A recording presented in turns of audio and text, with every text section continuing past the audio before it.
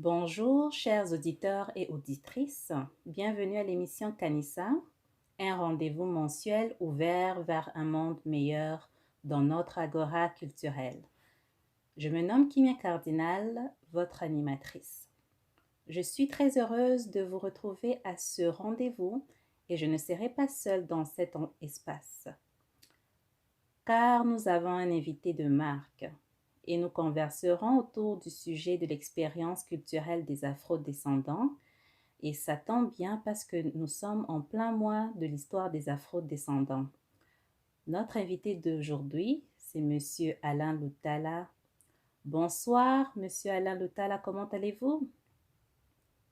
Bonsoir à Madame Kimia et bonsoir à tous les auditeurs et toutes les auditrices de l'émission Kanissa. Je vais bien, merci. D'accord. Je vous remercie d'avoir répondu à notre invitation. Ainsi, avant de plonger dans le vif du sujet du jour, présenter à nos, pouvez-vous vous présenter à nos auditeurs et auditrices? Oui, merci. Mon nom est Alain Lutala, comme vous l'avez dit. Je suis Canadien d'origine congolaise, vivant dans la région de la capitale nationale du Canada, comme on l'appelle, à Ottawa. Et je suis leader communautaire, très engagé dans la communauté. Et mes intérêts sont beaucoup plus orientés vers la justice sociale. Et en tant que tel, je suis aussi très impliqué dans différentes organisations, tant au niveau du quartier, au niveau de la région qu'au niveau de la grande ville. Très impliqué dans les organisations religieuses comme le Conseil de Chevaliers de Colomb, impliqué dans la banque alimentaire de mon quartier de Barahaven, qu'on appelle la banque alimentaire de Barahaven en tant que président du conseil, membre du conseil d'administration, mais aussi très proche aussi de la maison de la francophonie d'Ottawa. Donc, je le milite aussi pour la francophonie dans la région. Donc, voilà ce que je peux dire à mon égard, parents, et puis aussi travailleur dans le secteur de services sociaux. Je ne sais pas si j'ai oublié quelque chose, mais je crois qu'au moins ça donne une idée de qui je suis. D'accord. Merci beaucoup. Tel que l'on vient de l'entendre dans votre présentation, vous êtes très impliqué dans la communauté canadienne en général. Néanmoins, nous savons aussi que vous êtes un afro-descendant d'origine de la République démocratique du Congo, n'est-ce pas? Et effectivement, afro-descendant, noir, comme on peut le dire dans d'autres termes aussi, africain, Mhm, euh, originaire du Congo, et même en étant ici, en étant canadien, mhm, c'est pas que je me suis séparé de ma communauté, loin de là. Je suis aussi très impliqué dans ma communauté d'origine, notamment mhm. la communauté congolaise du Canada, Ottawa-Gatineau, D'accord, euh, où je fais partie de certains comités, je donne un peu de mon temps aussi à ce niveau-là. d'accord. Dans ce sens-là, j'aimerais bien savoir que représente pour vous la culture congolaise. Oh, ça, c'est une grande question et une bonne question à la fois. Parce que Mhm, la culture, d'emblée, est tellement large, le terme culture. Si on mhm, se fie juste à à la définition en tant que telle, la culture, c'est l'ensemble de caractéristiques d'une personne qui peut aller de son mode d'accoutrement, de sa langue, mhm, de sa façon de faire. Tout mhm, ça rentre dans la culture en général. mhm, Mais parlons maintenant de la culture congolaise, c'est que c'est toute la diversité que représente le Grand Congo, mhm, un pays de plus de 100 millions d'habitants mhm, présentement, mhm, avec une superficie de 1000 carrés mhm, et ayant 9 pays voisins. Mhm. Donc, comme vous le remarquerez, c'est un pays qui a beaucoup plus, qui a aussi de l'influence des pays limitrophes. Mhm. Et dans ce pays, on retrouve plusieurs ethnies. Mhm. Alors, tout ça, c'est pratiquement un grand espace Mhm. avec différentes cultures, Mhm. mais qui se retrouvent dans une culture, une seule, qu'on peut appeler congolaise. D'accord. Donc, quand je parle de plusieurs cultures qui peuvent être reliées à la langue, qui peuvent être reliées aux coutumes, aux us, quelqu'un qui vit dans l'ouest du pays peut ne pas avoir les mêmes coutumes que quelqu'un qui vit dans l'est. Je prends juste l'exemple du matriarcat et du patriarcat. Il y a dans certains coins du pays où c'est le matriarcat qui prône, il y a dans d'autres, c'est le patriarcat. Mais tout cela fait partie de la grande culture congolaise. Donc, c'est pratiquement, c'est grand, comme l'est le pays lui-même et dans toute sa diversité. Mais c'est ça aussi la richesse du Congo, de toutes ces cultures-là qui se chevauchent dans l'entente, dans la cohésion. Donc, brièvement, c'est ce que je peux dire. Je peux parler d'emblée de la culture congolaise, mais je sais que c'est plus large que ça. Donc, au fond, vous appréciez bien cette diversité culturelle congolaise. C'est comme je l'ai dit tantôt, c'est que c'est une richesse. C'est une richesse quand les gens vivent. Donc, quitter un coin vers un autre, c'est tout un apprentissage. Et quand tu apprends à vivre avec l'autre, pour toi, c'est un plus qui s'ajoute dans ta façon de penser, dans ta perception de l'autre. Et c'est ça le Congo. Il y a des gens qui vivent, par exemple, dans l'Est. Quand ils quittent pour aller vers l'Ouest, ils doivent apprendre une autre langue, ils doivent s'adapter à une autre façon de faire et de vivre. Et ça, c'est un apprentissage. Et tout ça, c'est vraiment une richesse, une grande richesse qui constitue cette culture, cette grande culture congolaise. Parce qu'on connaît, il y a certains pays où l'on retrouve peut-être une seule langue, une seule culture, une seule, un espace qui ne soit pas assez grand, ce qui n'est pas le cas de la République démocratique du Congo. Pour ceux et celles qui ne le savent pas, c'est présentement le deuxième pays le plus grand d'Afrique. Et c'est le deuxième pays francophone du monde, après la France, mais le pays le plus. Donc, tout ça, ce sont des particularités qui font de la culture congolaise une culture riche en soi, qui doit être visitée, qui doit être connue, qui doit être appris aussi. Absolument. Tant par les nationaux congolais eux-mêmes que par les étrangers qui s'y intéressent. Toutefois, je remarque que vous êtes aussi attaché à la langue comme élément culturel. Notamment, vous êtes aussi impliqué au niveau de la francophonie d'Ottawa ou le bureau de la francophonie d'Ottawa. Donc, en sachant que le français est une langue beaucoup parlée au Congo, vous pensez que ça peut être un élément de cohésion sociale aussi pour les Congolais? Oui, c'est pratiquement le dénominateur commun parce que quand on essaie un peu de prendre considérer la configuration de la République démocratique du Congo, c'est que nous avons 4 régions linguistiques, ce qu'on appelle souvent les langues nationales, notamment le Chiluba, le Kikongo, le Lingala et le Swahili. Mais de toutes ces langues-là, il y a maintenant la langue officielle. On sait bien que ça nous est venu du colonisateur, mais c'est ce qu'on a utilisé dans l'apprentissage à l'école. Alors, ce qui fait en sorte que toute personne qui a été au banc de l'école, qu'il soit issu de la région linguistique Congo, ou Luba, ou Swahili, ou Lingala, sera capable de communiquer avec l'autre à travers la langue, le français, qui vient faire comme un lien entre toutes ces cultures-là, basées sur la langue. Donc, le français, c'est effectivement aussi un point essentiel dans la culture congolaise.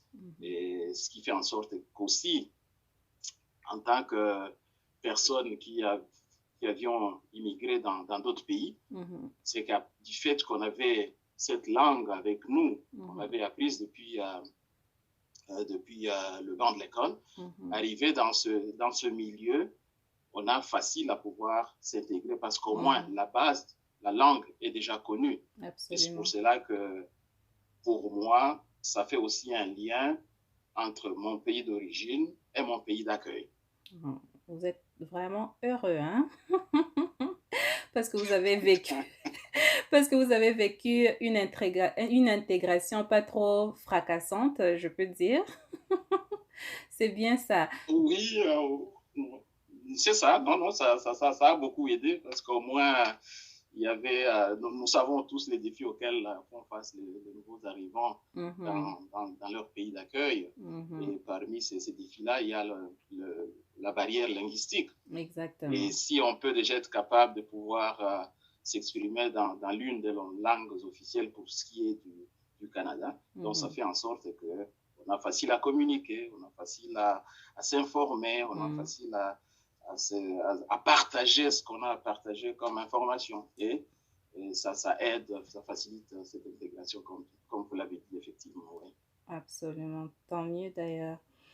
Donc, en prenant en considération votre parcours personnel et professionnel, est-ce que vous vous considérez comme une source de promotion du savoir africain? Parce que déjà là, lorsque vous répondez à nos questions, on sent vraiment que vous avez un bon bagage de connaissances. Est-ce que vous-même, vous vous considérez justement comme une source de la promotion du savoir africain? Oui, hein, je crois que et ça tombe bien parce qu'on parle déjà de la culture. Et le savoir africain, et mon savoir africain est basé sur ma culture africaine. Et en tant qu'Africain, dans une société nord-américaine, c'est une nouvelle culture. Alors, tout ce que je dois ressortir, c'est d'abord de ma culture. Et toute la connaissance sur ce que je suis en tant que Congolais, en tant qu'Africain. Et c'est ce que je dois représenter dans ma société d'accueil. Et la société d'accueil dans laquelle aussi je retrouve une autre culture. Et pour moi, quand on parle d'intégration, là, c'est d'essayer de faire une symbiose entre les deux afin que je puisse trouver une certaine balance, savoir ce que je garde de ma culture d'origine et ce que je peux prendre de la culture d'accueil. Et il a toujours été, de mon expérience personnelle, à chaque fois que je croise des amis, des collègues, des voisins qui sont de culture nord-américaine, ils ont toujours tendance à pouvoir en apprendre davantage sur ce qu'est l'Afrique, sur ce qu'est le Congo. Donc, je leur partage la réalité. Et comme nous le savons tous, c'est que la culture africaine est basée sur les liens sociaux. Le renforcement des liens sociaux, alors que la culture nord-américaine est de plus en plus individuelle. Alors, les avantages qu'il y a dans l'individualisme par rapport aux liens communs, c'est que les gens peuvent encore collaborer davantage, on peut éviter l'isolement et tout ce que ça peut avoir comme sur le plan de la santé mentale plus particulièrement. Donc, et vous verrez, dans nos sociétés africaines, c'est que le taux de suicide, par exemple, sont très bas. Ça peut être un des facteurs parce qu'il y a encore ces liens. Quelqu'un peut être affecté par une situation, mais il aura toujours un recours. Aller voir un oncle, aller voir une tante, aller voir un cousin, un ami, et partager avec ce qui l'agace. Alors que dans une société individualiste, c'est que tu fais face à des problèmes, tu dois les gérer seul, tu ne sais pas à qui t'adresser. C'est vrai qu'il y a toutes les ressources que le gouvernement canadien a mis en place pour essayer d'aider dans ce cadre-là, mais des fois, on n'y a pas accès très facilement. Des fois, la demande est plus élevée que l'offre, ce qui fait que le temps d'attente devient plus long. Mais si on était dans une société où les liens sociaux sont plus, euh, sont plus Tissé. rattachés, comme je le disais, tissés, Mhm. ça pouvait être plus facile de pouvoir avoir quelqu'un à qui s'adresser. Donc, Mhm. je crois que cette façon de vivre que je peux apporter dans, ma, dans ma société d'accueil Mhm. fait en sorte que je sois quand même, je fasse quand même une certaine promotion du savoir africain. Mhm. Parce que le savoir, je ne le considère pas seulement sur le plan des connaissances acquises à l'école, Mhm. mais c'est de toute la façon de vivre que représente un Africain que Mhm. je suis.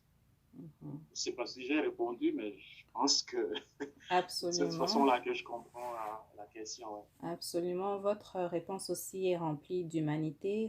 C'est justement un atout, je crois, pour faire face à l'adversité dans le quotidien. Et puis, y trouver aussi son compte, comme vous l'avez dit. Vous pourriez justement partager ce que vous avez et puis ça peut justement aider les autres à pouvoir soit s'élever spirituellement ou humainement parlant.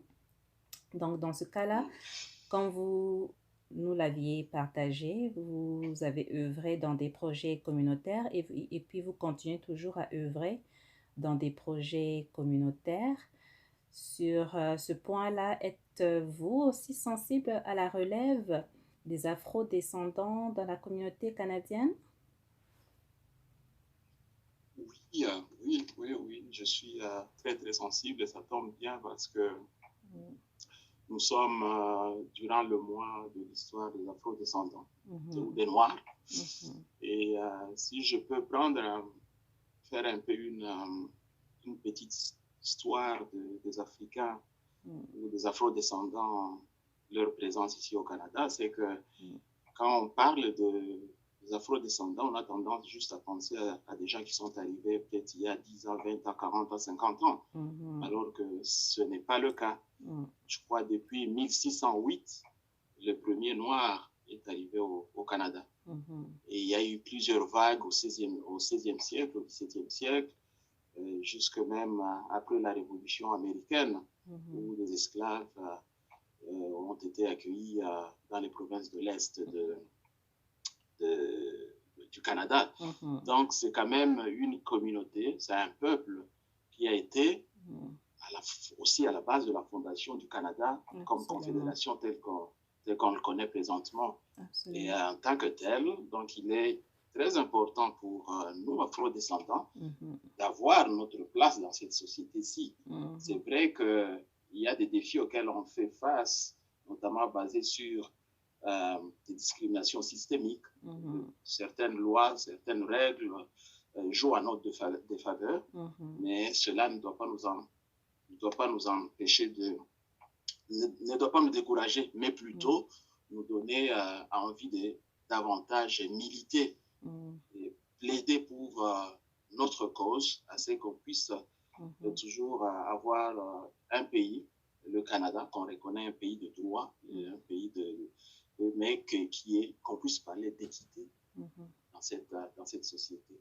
Donc, ça me tient beaucoup à cœur. Et Mhm. je pense que c'est une cause dans laquelle je milite tous les Mhm. jours. Oui. Mhm. Non, c'est très bien d'ailleurs parce que dans ce cas-là, nous pouvons être assurés que notre relève est entre de bonnes mains des agents sociaux comme vous. Donc, nous sommes arrivés à la fin de notre C'est entrevue.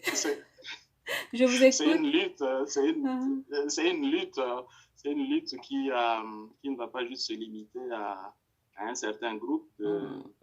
de personnes, mais plutôt Mhm. à nous tous en tant que communauté. Mhm. Et je ne pourrais pas terminer cette page peut-être pour élever deux choses. Mhm. La première, c'est de reconnaître ce qu'est en train de faire certaines institutions, certains paliers de gouvernement, comme Mhm.